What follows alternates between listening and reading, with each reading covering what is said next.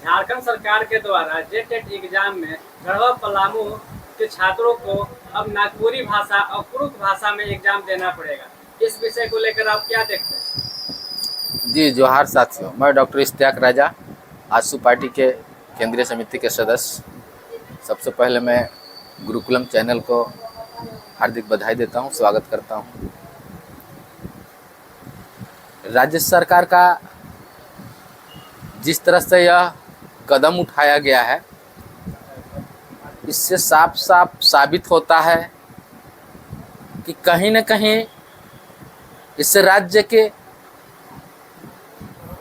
कई जिलाओं के साथ आप सौतेलापन कर रहे हैं और यहाँ के युवा छात्र छात्राओं के साथ कटुता दिखा रहे हैं। जो इस तरह से आपने निर्णय लिया है कि गढ़वा पलामू लातेहार और कई जिलों में जो कंपटीशन में लोग बच्चे बैठेंगे, चाहे वो जेटेट का हो, चाहे सीटेट का हो, या अन्य कोई भी कंपटीशन हो, उसमें कुड़ुक भाषा और नागपुरी भाषा को आपने प्राथमिकता दिया है।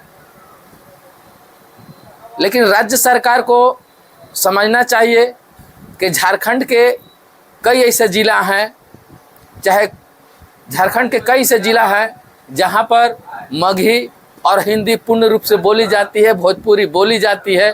तो गढ़वा पलामू भी उसी क्षेत्र में आता है जहां पर मगही, भोजपुरी, हिंदी बोली जाती है और इन तमाम भाषाओं को लोग यहाँ के छात्र छात्राएं समझते हैं। यह राज्य सरकार इसे साफ साफ साबित करता है कि गढ़वा पलामू को नज़रअंदाज कर रहा है और गढ़वा पलामू के मनोबल को युवाओं के ठेस पहुंचाया जा रहा है। और हमें तो लगता है, दुख के साथ मैं यह प्रकट करता हूं, अपनी बातों को मैं प्रकट कर रहा हूं, मुझे दुख हो रहा है इस बात को कहने में कि राज्य सरकार क्या चाहती है।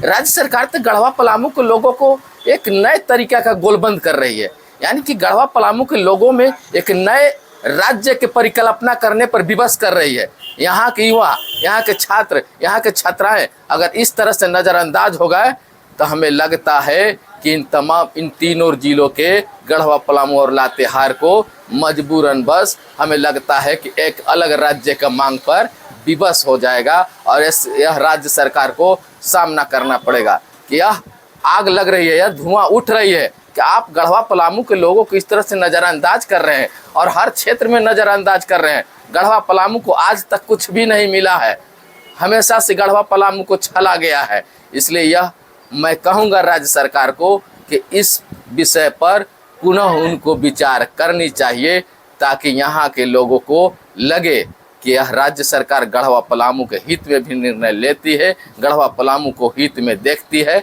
आने वाला समय में गढ़वा पलामू के लोगों को यह विवश न करें कि अलग राज्य के मांग उठाना पड़ जाए कि पलामू प्रमंडल को हमें एक अलग राज्य चाहिए। ऐसा यह राज्य सरकार के द्वारा कार्य किया जा रहा है। मैं नहीं कह रहा हूँ, यह राज्य सरकार कर रही है, राज्य सरकार कर रही है।